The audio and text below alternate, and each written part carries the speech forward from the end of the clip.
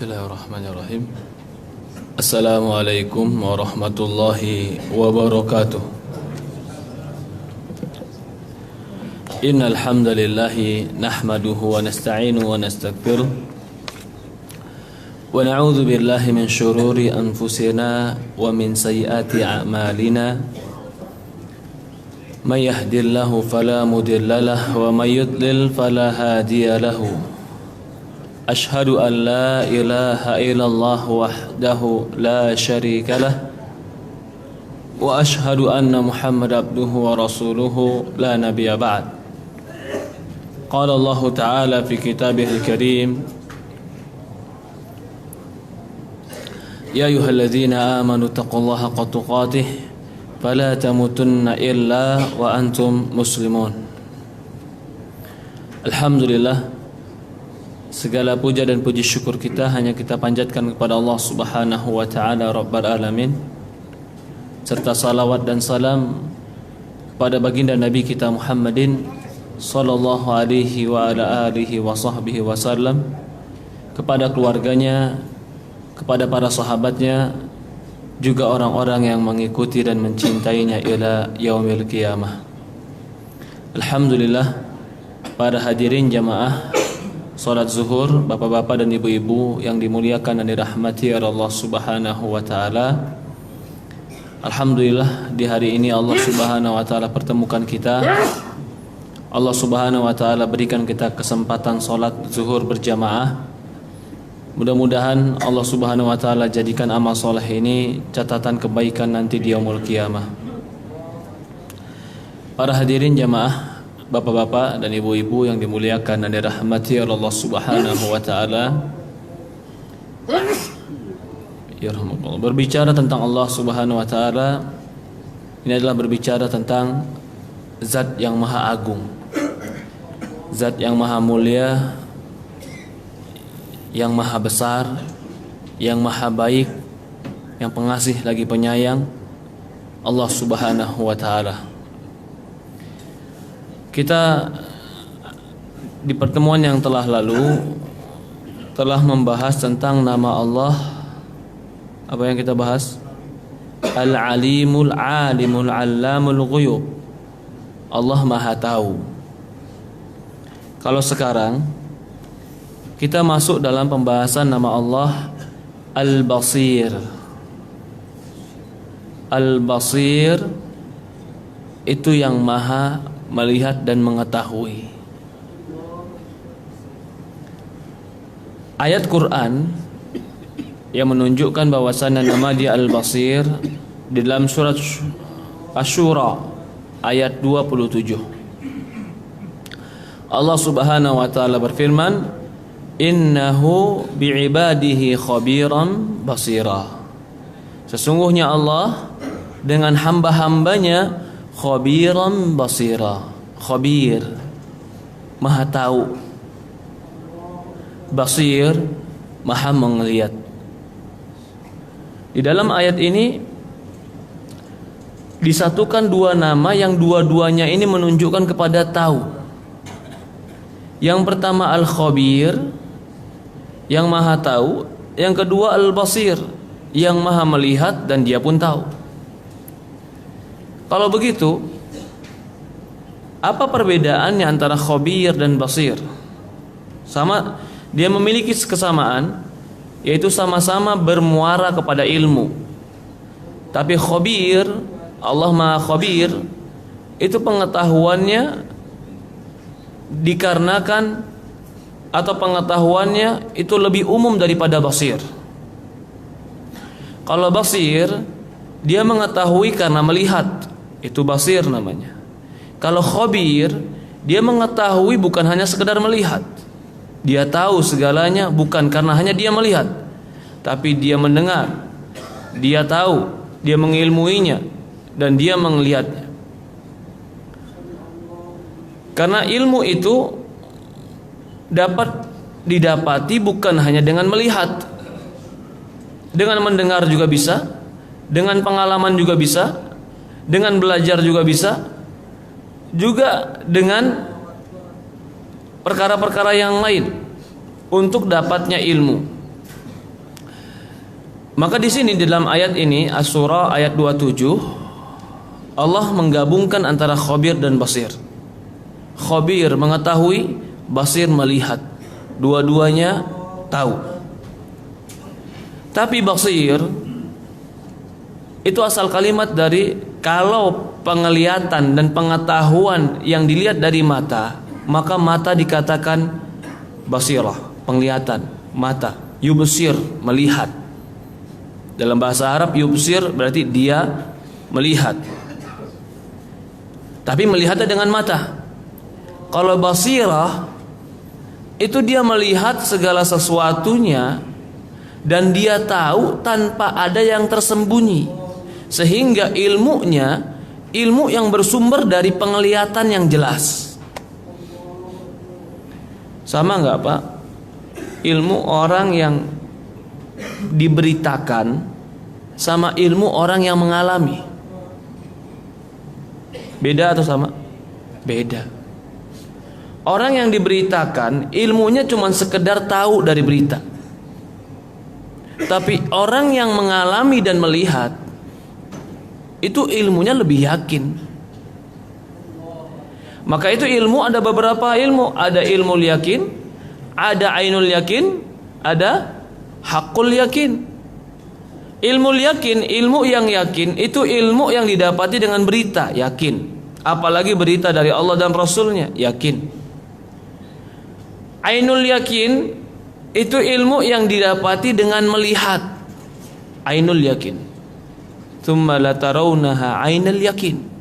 Nanti kalian akan melihat neraka itu dengan mata yang yakin, benar melihatnya dengan mata kepala. Yang ketiga, hakul yakin. Ketika dia melihat, dia mengalami dan merasakan. Hakul yakin. Saya contohkan. Ya, saya contohkan. Saya kabarkan umpamanya. Jalan Salemba dari Pramuka sampai Salemba macet, saya bilang. Berita nggak? Dengar sekarang? Ada ilmu? Iya. Bapak keluar sekarang dari sini, lihat keluar ke sana. Ternyata ngelihat ke Salemba dari sini kelihatan, betul mobil antri. Itu ilmu sekarang udah lihat. Ilmu apa namanya? Ainul yakin, melihat. Turun bawa kendaraan ke Salemba, kejebak macet, yakin ana, macet di sini. Hakul yakin. Manusia pun dalam beriman seperti itu. Kita tentang akhirat itu mungkin baru ilmu yakin. Yakin ada akhirat, yakin. Tapi keyakinan tadi bertingkat-tingkat. Ada yang yakin ada neraka, yakin, tapi perbuatannya selalu mengantar ke neraka. Yakinnya sebesar apa yakin? Ada orang yakin sebagaimana yang paling tinggi adalah dari manusia yang paling yakin adalah Rasulullah. Karena dia pernah dilihatkan kepada dia, ainul yakin, dia lihat sendiri. Ketika Isra Mi'raj dia melihat neraka, ketika Isra Mi'raj dia melihat surga, ainul yakin. Nanti di hari kiamat ketika semua telah diletakkan di surga atau di neraka, yang terjadi adalah hakul yakin. Pasti nggak mungkin ada lagi keraguannya. Sekarang ini al-basir itu adalah ilmu yang berkaitan dengan penglihatan, yang Allah lihat dari segala sesuatu yang ada di bumi, yang di langit, semuanya Allah lihat. Tidak ada yang tersembunyi bagi Allah Subhanahu wa taala. Berbeda dengan kita itu melihat sesuatu yang kita nampak, yang zahir, yang tidak nampak kita nggak tahu. Kita melihat sekarang di dalam ruangan ini, tapi apa yang di balik tembok ruangan ini kita nggak lihat. Itu kelemahan kita. Adapun Allah ketika bersifat al-basir, dia melihatnya, mengetahuinya. Maka dia mengetahui segala sesuatu yang tersembunyi dan yang nampak, yang di keterangan, yang di kegelapan, apapun yang ada, bahkan sampai semut di dalam lubangnya Allah tahu dan melihat tentang semua gerak-gerik mereka. Allah. Maknanya, maka makna basir ada dua makna. Yang pertama, Allah itu melihat. Yaliku bi'awamatih. Melihatnya sesuai dengan Sami'ul Basir, melihatnya sesuai dengan kemuliaan dan kebesaran Allah. Tidak ada satupun yang berada di langit dan di bumi pasti Allah melihatnya.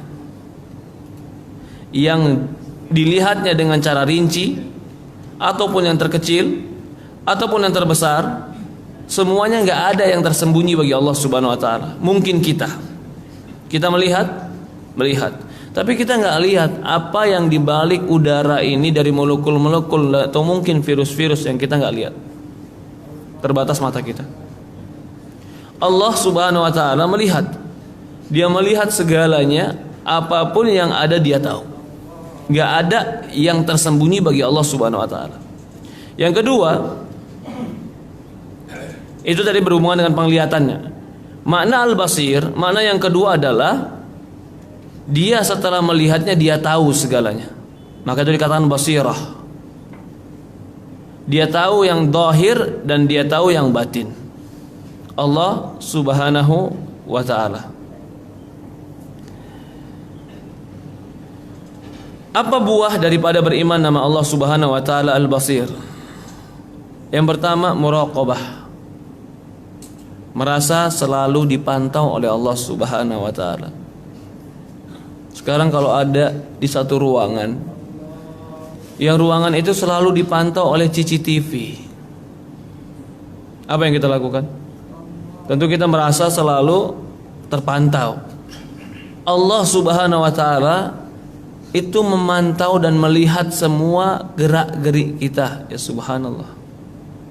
Allah melihat semua perbuatan kita.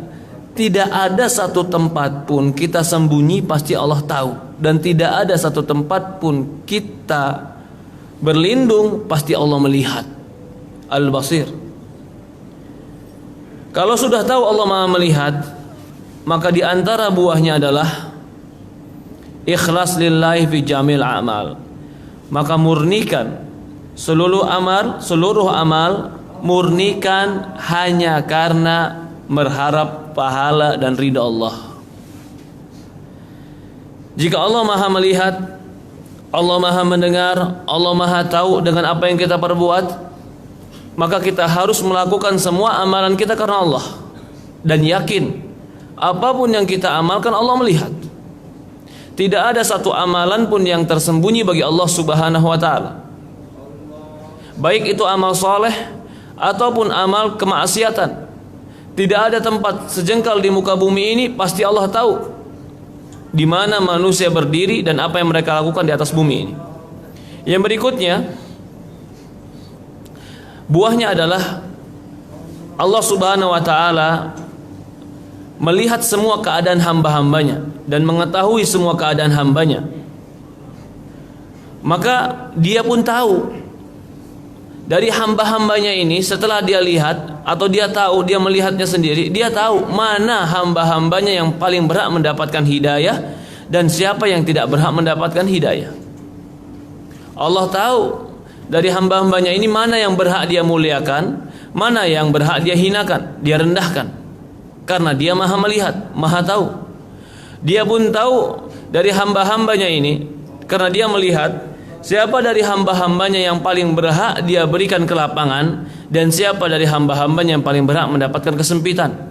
Karena dia melihat hamba-hambanya dengan al-basirah. Yang berikutnya, beriman dengan nama al-basir itu mengimani bahwasannya Allah memiliki sifat basar, melihat. Ja'na sya'nuh, yang sesuai dengan kemuliaan dan keagungan Allah, yang sesuai dengan kebesaran Allah. Karena Allah Subhanahu wa Ta'ala yang mensifati dirinya dengan melihat. Sebagian orang menolak sifat Allah al-basir, atau sebagian orang menolak sebagian sifat Allah dengan alasan kalau Allah memiliki sifat melihat, berarti Allah seperti makhluk melihat. Kalau begitu, jangan sifati Allah dengan melihat. Karena yang namanya melihat berarti ada alat melihat. Alat melihatnya berarti mata. Berarti Allah punya mata. Berarti makhluk seperti makhluk. Kalau begitu, jangan sifati Allah seperti makhluk. Kalau begitu, Allah nggak melihat. Jadi, Allah tahu, tapi tanpa melihat. Ini sebagian orang seperti itu. Kita katakan kepada mereka, perkataanmu menolak Allah melihat, itu salah. Bukankah Allah Subhanahu wa Ta'ala itu tahu dan bahkan Allah melihat apa yang dilakukan Ibrahim alaihissalam. Ketika Ibrahim alaihissalam ingin menyembelih Ismail dan meletakkan pisaunya di leher Ismail, lalu ketika Ibrahim mulai menggerakkan dan bahkan membesetkan pisaunya di leher Ismail, Allah langsung mengatakan, faqad sadaqta ru'yak, wahai Ibrahim, engkau telah membenarkan mimpimu. Allah lihat. Lalu Allah ganti dengan bidabhin azim, diganti dengan sembelihan yang sangat besar. Allah Maha melihat. Penglihatan Allah tidak seperti penglihatan makhluk. Jangan kita ketika berbicara Allah Maha melihat, lalu kita berpikir bahwasannya melihatnya Allah seperti melihat kita. Enggak mungkin. Jangankan Allah dengan kita, Allah dengan kita pasti berbeda. Kita dengan kita saja, manusia dengan manusia saja, yang sama masih berbeda kekuatan melihatnya. Padahal sama-sama manusia, sama-sama punya dua mata, sama-sama makhluk yang sama, tapi kekuatan melihatnya berbeda. Apakah sama kekuatan melihat anak-anak umur 25 tahun dengan orang tua yang berumur 75 tahun sampai 80 tahun? Berbeda. Padahal sama-sama manusia, tapi penglihatannya berbeda, disandarkan kepada orang yang berbeda, maka kekuatannya pun berbeda. Apalagi dengan yang berbeda jenisnya, makhluk dengan makhluk, manusia dengan manusia, yang satu jenis saja kekuatannya beda, apalagi yang berbeda dengan jenisnya. Tentu beda kekuatan pandangnya. Sekarang cara pandang atau pandangan burung hantu di malam hari di tempat yang gelap, samakah kekuatan pandangan matanya seperti pandangan manusia di malam hari di tengah malam yang gelap? Beda. Walaupun sama-sama melihat, burung hantu melihat, manusia melihat. Kenapa perbedaan? Kenapa berbeda? Karena ketika melihat itu disandarkan kepada sesuatu yang berbeda, zat yang berbeda, maka berbeda kekuatannya. Bagaimana lagi dengan Allah? Allah Subhanahu wa taala, Dia yang menciptakan penglihatan. Dia pula yang memberikan kepada kita penglihatan. Dia juga yang menciptakan semua makhluk untuk memberikan penglihatan. Apakah sama penglihatan Allah Subhanahu wa taala seperti penglihatan makhluknya? Pasti beda. Maka kalau Allah menetapkan bahwasannya Dia melihat, maka melihatnya tidak seperti makhluk. Kalau seandainya namanya hampir sama atau sifatnya hampir sama, sama-sama melihat, tapi tentu melihatnya sesuai dengan kemuliaan dan kebesaran Allah Subhanahu wa taala. Manusia melihat sesuai dengan kelemahan dan kekurangannya. Allah melihat sesuai dengan kebesaran dan keagungannya. Jangan pernah membayangkan tentang kebesaran dan keagungan Allah. Betapa banyak sekarang orang yang menolak sifat-sifat Allah karena dengan alasan kata mereka tidak masuk akal saya. Bagaimana Allah bisa melihat semua yang tersembunyi, bahkan yang semut di dalam lubang semut pun Allah lihat. Allah melihat apapun. Iya, bagaimana mungkin? Kita bilang Allah lihat itu, nggak ada yang tersembunyi. Saya nggak bisa membayangkannya, kata dia. Apa jawaban kita? Kamu tidak akan pernah bisa membayangkannya. Berbicara tentang Allah, akal itu nggak bisa bahkan pernah membayangkannya. Kenapa akal tidak bisa membayangkannya? Karena Allah itu Al-Khaliq yang menciptakan. Dia itu laisa kamitsli syai', enggak ada yang seperti Dia. Makhluk-makhluk Allah itu enggak ada yang seperti Allah. Sepakat enggak dengan poin ini? Sepakat enggak kan? Makhluk Allah tidak ada yang seperti Allah, ya? Poin berikutnya. Akal kita, imajinasi kita, pikiran kita, makhluk atau bukan makhluk? Hah? Makhluk. Jangan pikirkan yang namanya makhluk oh berarti patung, Ustaz, yang 4 dimensi. Berarti makhluk itu yang zahir. Yang terbayangkan, yang terpikirkan, yang abstrak di kepala kita pun makhluk itu. Maka apapun yang terbayangkan di kepala kita itu nggak mungkin persis seperti Allah, nggak mungkin, karena akal kita makhluk dan Allah nggak mungkin seperti makhluk. Jika ada orang mengatakan, oh iya, tidak mungkin karena menurut akal saya tidak mungkin, berarti engkau seolah-olah mengatakan yang kau bayangkan di kepalamu mirip seperti Allah, lalu engkau katakan Allah nggak mungkin seperti itu. Orang beriman tidak, dari awal sudah mengatakan nggak bisa kau pikirkan. Nggak bisa kau pikirkan. Kenapa kau nggak bisa pikirkan? Karena akalku makhluk, Allah itu pencipta, dan Allah nggak mungkin seperti makhluknya. Laisa kamitsli syai'un. Tidak mungkin Allah seperti makhluk. Lalu bagaimana Allah? Jangan kau berpikir tentang Allah. Berpikir dulu tentang diri kita. Kita akan kagum siapa yang menciptakan kita. Jangan dulu berpikir tentang bagaimana Allah. Berpikirlah dulu tentang bagaimana penciptaan dan kebesaran Allah. Kalau kita sudah melihat kebesaran dan penciptaan Allah Subhanahu wa taala, kita akan memahami bahwasannya yang menciptakan ini pasti lebih agung dan lebih besar. Mungkinkah yang menciptakan dan yang diciptakan sama? Gak mungkin. Maka ketika kita katakan makhluk tadi melihat, kita melihat, maka kita pun harus menetapkan Allah itu maha melihat. Tapi melihatnya Allah sesuai dengan kebesaran, keagungan, dan kemuliaan Allah. Tidak akan pernah ada yang semisal dengan Allah. Dan akal pun tidak akan bisa membayangkan bagaimana tentang itu. Karena kita belum pernah melihat dia. Kita tidak bisa pernah membayangkan dia. Karena dia tidak akan pernah mungkin seperti makhluknya.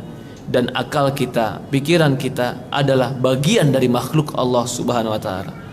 Maka orang beriman, dia akan mengimani bahwasannya Allah melihat, dan Allah Subhanahu wa taala dia bisa melihat segala sesuatunya tanpa ada batas. Yang kelima, di antara buah beriman bahwasannya Allah Subhanahu wa taala Al-Basir,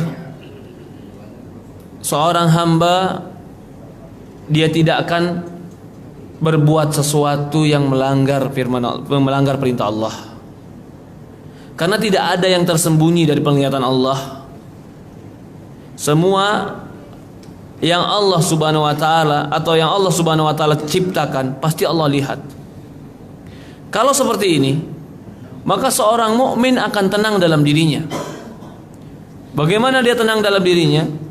Dia akan tenang dan dia akan yakin bahwasannya Allah melihat. Kalau Allah melihat, dia tidak akan pernah cemas jika ada yang ingin berbuat jelek kepada dia, Allah lihat. Jika ada yang ingin berbuat curang kepada dia, dia akan tahu Allah maha melihat. Jika dia ada orang yang ingin, atau jika ada suatu keadaan yang dia khawatir dan dia cemas dalam dirinya, dia pun tahu Allah melihatku, pasti Allah menolongku. Bukankah Allah Subhanahu wa taala akan menolong orang-orang yang menjadi wali-wali Allah? Begitu juga kalau dia meyakini Allah melihat, seorang mukmin gak pantas bagi dia dalam kesendiriannya melakukan perkara-perkara yang haram. Tidak pantas bagi seorang muslim itu di dalam kesendiriannya melakukan kemaksiatan kepada Allah. Bahkan di antara sifat-sifat orang munafikin dan ciri-ciri orang munafikin adalah beramal baik jika dipandang banyak orang dan di tengah keramaian orang, tapi dia membuat kekufuran dan kejelekan di ketika kesendiriannya. Itulah yang dikatakan kedustaan. Kedustaan ketika dia beramal baik di hadapan orang dan dia beramal jelek ketika tidak ada orang, itulah hakikat dari pendusta. Siapa yang ingin dia dustakan? Apakah dia bisa berdusta kepada Allah? Yang dia dustakan adalah dirinya sendiri. Dan awal dari kemunafikan adalah perbuatan dusta. Ayatul munafik thalatha. Ciri-ciri orang munafik itu 3. Salah satunya idza hadatsa kadzib. Jika dia kadzaba, jika dia berbicara dia berdusta. Pondasi awal kemunafikan adalah kepura-puraan. Kepura-puraan adalah kedustaan. Kedustaan adalah kebohongan. Kebohongan adalah mengantarkan kepada kejahatan dan kejelekan. Kejahatan dan kejelekan mengantarkan kepada neraka. Di dalam sebuah hadis, seorang muslim harus yakin, walaupun dia sendiri Allah maha melihat dia. Walaupun orang ramai Allah melihat dia. Maka seorang muslim ketika kesendiriannya tidak boleh dia melakukan perkara yang haram. Di dalam sebuah hadis yang disahihkan Syekh Albani, Rasulullah SAW bersabda, "Inilah alamu aqwaman min ummati." Kata Rasulullah SAW, sungguh aku tahu satu kaum dari umatku, ya'tuna yaumal qiyamah bihasanati mithlu jabalut tihamatil bayda. Nanti aku tahu dari umatku ini datang pada hari kiamat membawa kebaikan sebesar gunung Tihamah yang putih. Kebaikannya sebesar gunung. Yaj'alahu Allahu haba'an manthura. Tapi Allah jadikan kebaikannya ini debu yang berterbangan, enggak ada artinya, sia-sia. Maka para sahabat berkata, ya Rasulullah, jallahum lana wasifhum lana. Ya Rasulullah, terangkan kepada kami siapa mereka dan sifati kepada kami siapa mereka. Maka Rasul mengatakan, innahum min ikhwanikum. Mereka itu termasuk ikhwan kalian, saudara kalian. Artinya masih orang Islam.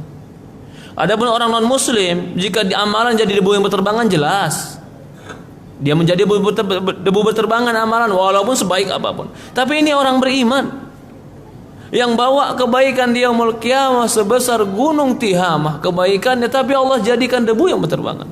Para sahabat khawatir, ya Rasulullah, siapa mereka? Sebutkan kami. Innahum min ikhwanikum. Mereka itu termasuk teman-teman kalian, saudara-saudara kalian, masih orang beriman.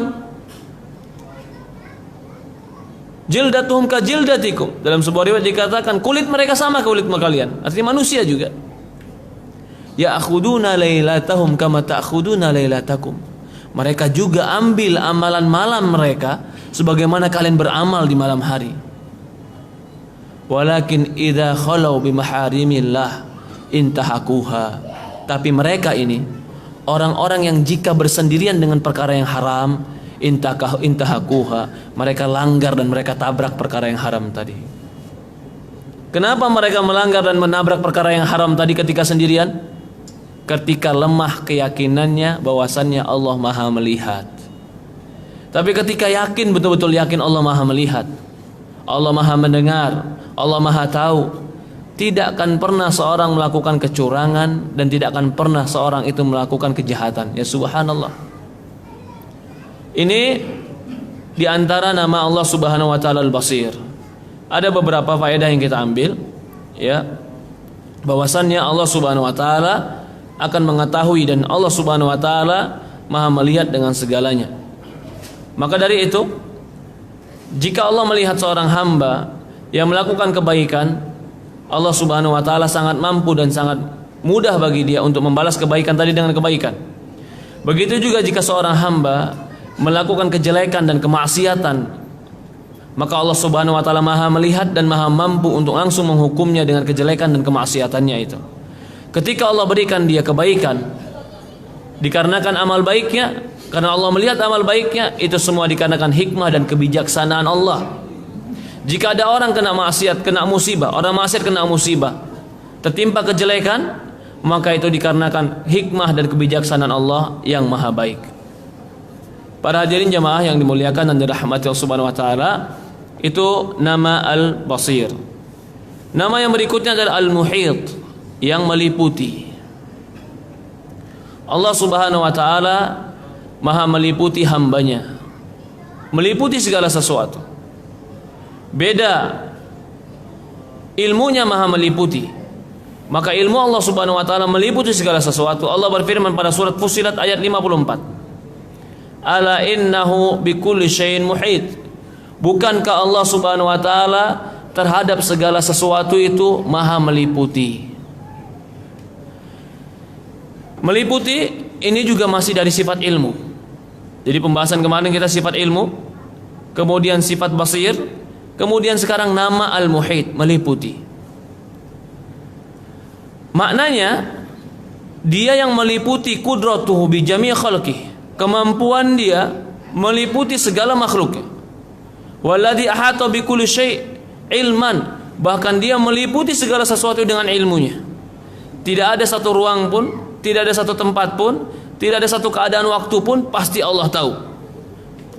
Wa ahsa kullu syai'in adada, bahkan dia tahu segala sesuatu bentuk dan segala sesuatu jumlahnya. Jumlah pasir di lautan, itu Allah tahu berapa jumlah pasir di lautan. Karena dia yang menciptakan pasir. Tidak mungkin yang menciptakan tidak tahu apa dan berapa jumlah yang dia ciptakan.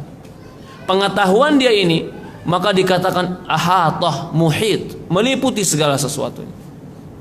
Mungkin ada orang tahu tapi pengetahuannya tidak meliputi. Ada orang melihat tapi penglihatannya tidak meliputi. Tapi Allah yang tahu, yang melihat dan meliputi segala sesuatu yang dia tahu.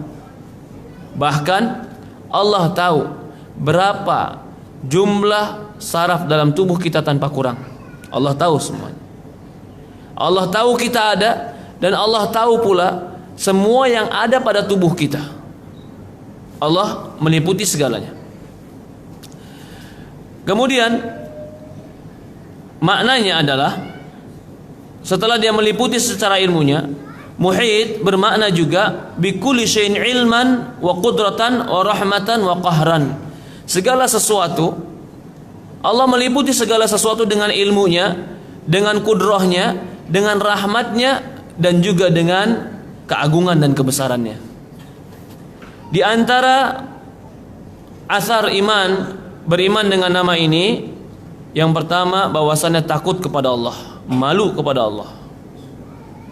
Ketika tahu bahwasannya Allah meliputi segala sesuatunya, seorang mukmin akan malu dengan perbuatan-perbuatan maksiatnya. Bagaimana dia tidak malu ketika dia minta kepada Allah diberikan harta, lalu hartanya dibuat maksiat kepada Allah? Bukankah seharusnya dia malu ketika diberikan apa yang dia minta, bukankah dia harusnya malu ketika diberikan apa yang dia minta, malah yang diberikan tadi dibuat untuk bermaksiat kepada Allah? Dia sudah minta, lalu Allah kasih. Ketika Allah kasih, dia gunakan untuk menentang Allah. Bukankah itu perbuatan yang jelek? Seorang mukmin, dia malu dengan maksiat yang dia lakukan.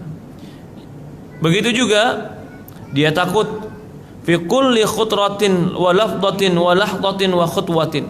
Setiap langkahnya, setiap lafadznya, setiap gerak-geriknya, setiap apapun yang dia lakukan, semuanya Allah Subhanahu wa taala mengetahuinya.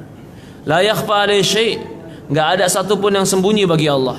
Diqqatan wa jullan, baik itu yang sangat halus ataupun yang sangat nampak. Berapa banyak pasukan-pasukan Allah, pasukan-pasukan yang halus dan pasukan-pasukan yang nampak. Betapa banyak rahmat Allah Subhanahu wa taala kepada kita yang nampak ataupun yang tersembunyi. Yang kedua, kalau kita tahu Allah Maha meliputi segalanya, maka seorang hamba harus sangat jauh dari menzolimi orang lain.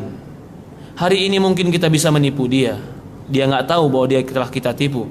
Hari ini mungkin kita bisa menzolimi dia, dia nggak tahu mungkin siapa yang menzoliminya. Tapi ingat, Allah Maha meliputi segalanya. Allah Maha adil, Allah Maha bijaksana. Allah Subhanahu wa taala tidak akan pernah membiarkan kezaliman itu ada, kecuali pasti Allah akan adili dan Allah berikan hukuman sesuai dengan kezalimannya. Maka seorang hamba yang meyakini bahwasannya Allah meliputinya, dia tidak akan pernah melakukan kezaliman kepada orang lain. Kezaliman, kejahatan, menipu, atau bahkan membohongi orang lain. Mungkin kita rasa, atau sebagian orang merasa bahwasannya dia menang saat ini, atau dia berhasil saat ini. Tapi ingat, Allah Subhanahu wa taala muhit. Allah maha mengetahui dan maha meliputi segalanya. Allah akan balas itu dan Allah akan nampakkan itu kepada orang-orang yang lain. Nasallallahu salam wal afiyah. Kemudian yang berikutnya, yang ketiga, beriman kepada ihatah qudratih, kemampuan Allah meliputi segalanya. Dia maha mampu untuk segalanya. Maka jika seorang mukmin mengetahui bahwasannya Allah Maha mampu meliputi segalanya, maka di dalam hatinya tidak ada lain kecuali pengagungan kepada Allah Subhanahu wa taala. Dan tidak ada lain di hati seorang muslim ketika dia mengetahui bahwasannya Allah Maha mampu dan meliputi segalanya, akan timbul dalam hati dia ketenangan, tumakninah, wa akhdul asbabu mudafatil syarr, dan dia juga akan mengambil usaha untuk menolak kejelekan dari dirinya. Allah Subhanahu wa taala berfirman dalam surah Al-Imran ayat 120. In tasbiru wa tattaqu la yadurrukum kaidahum syai'a. Innallaha bima ya'maluna muhit. Kata Allah Subhanahu wa taala, in tasbiru, kalau engkau sabar, wa tattaqu, dan engkau tetap di atas ketakwaan, la yadurrukum kaidahum syai'an, tidak akan pernah memudaratkan engkau tipu daya mereka sedikit pun. Innallaha bima ya'maluna muhit. Allah terhadap amalan mereka sangat muhit, meliputi dan mengetahuinya. Di dalam Al-Imran ayat 120 ini Allah memberikan kepada kita dua amalan yang dengan dua amalan ini tidak ada seorang pun yang bisa memudaratkan kita. Tidak ada orang yang bisa mencelakakan kita.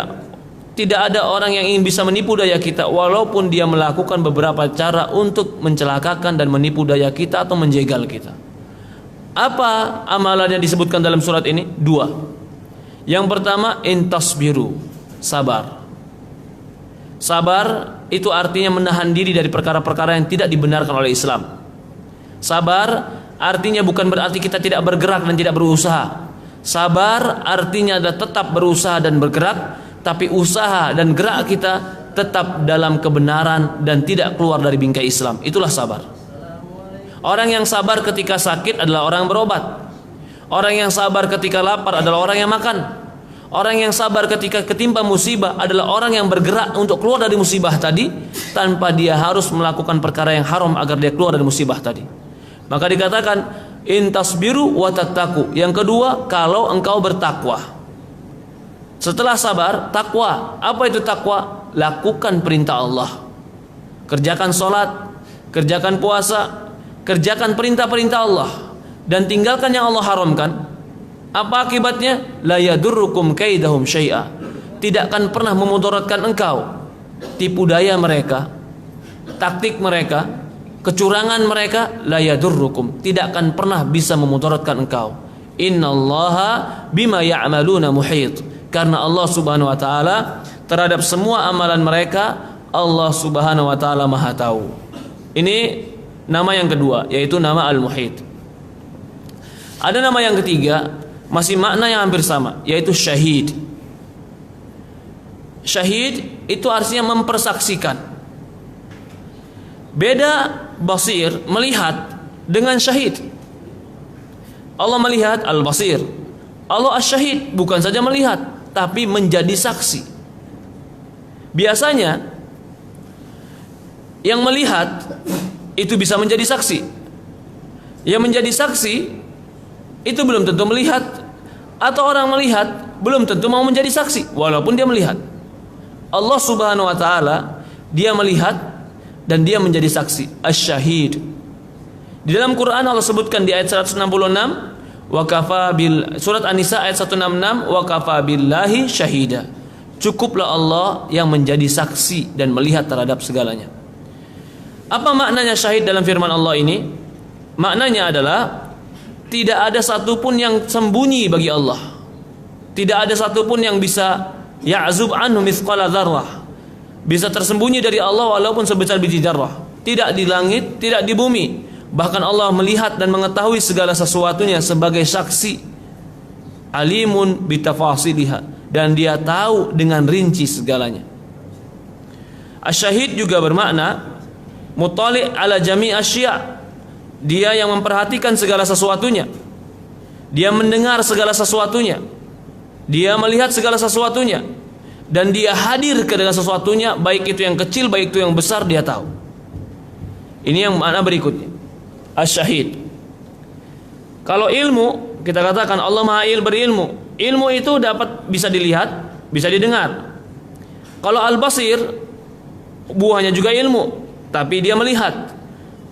Kalau Muhit, dia itu meliputi segala sesuatunya dan dia tahu.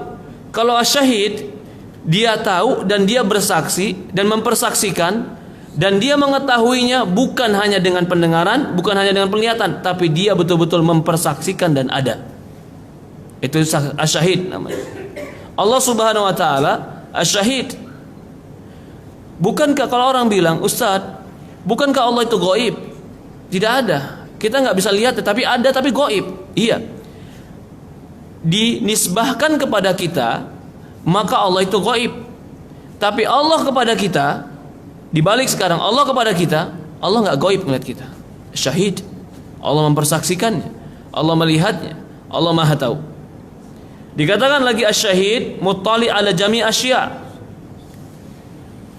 Maka buahnya, apa buahnya tentang Asy-Syahid ini? Yang pertama, memaknai dan merasakan bahwasannya Allah itu ada. Allah itu hadir. Allah itu betul-betul melihat kita, ada di sekitar kita, dan dia tahu tentang apa yang kita lakukan. Kalau melihat mungkin bisa dari kejauhan.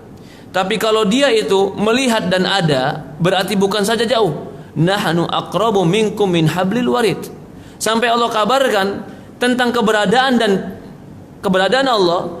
Allah katakan nahnu aqrabu minkum, kami lebih dekat kepada kalian min hablil warid, dari urat nadi kalian.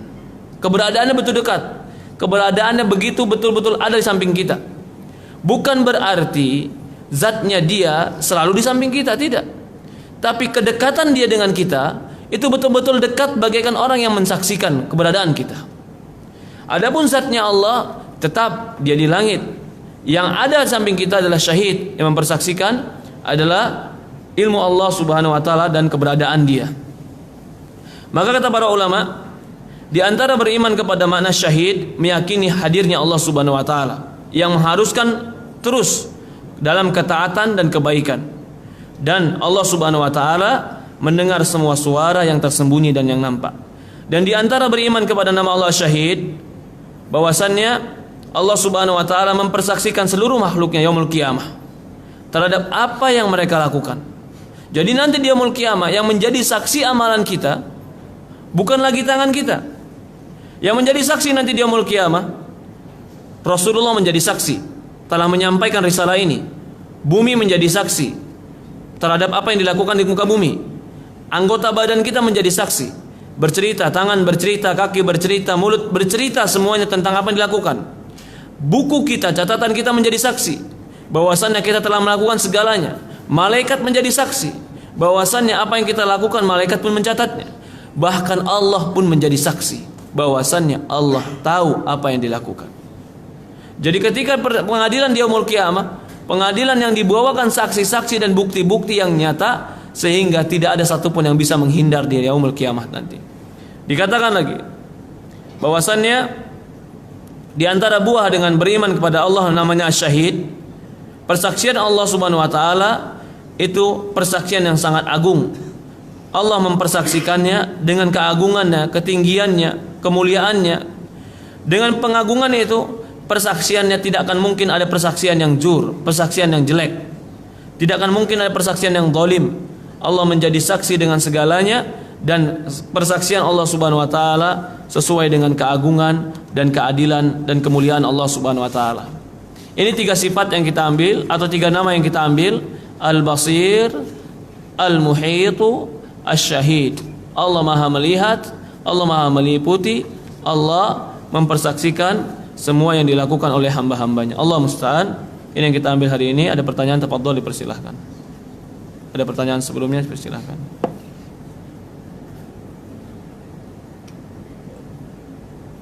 Tidak ada, kita cukupkan ya. Kurang lebih mohon maaf. Subhanakallahumma wa bihamdi, subhanallah ilaha illa anta, nastaghfiruka wa atubu ilaik.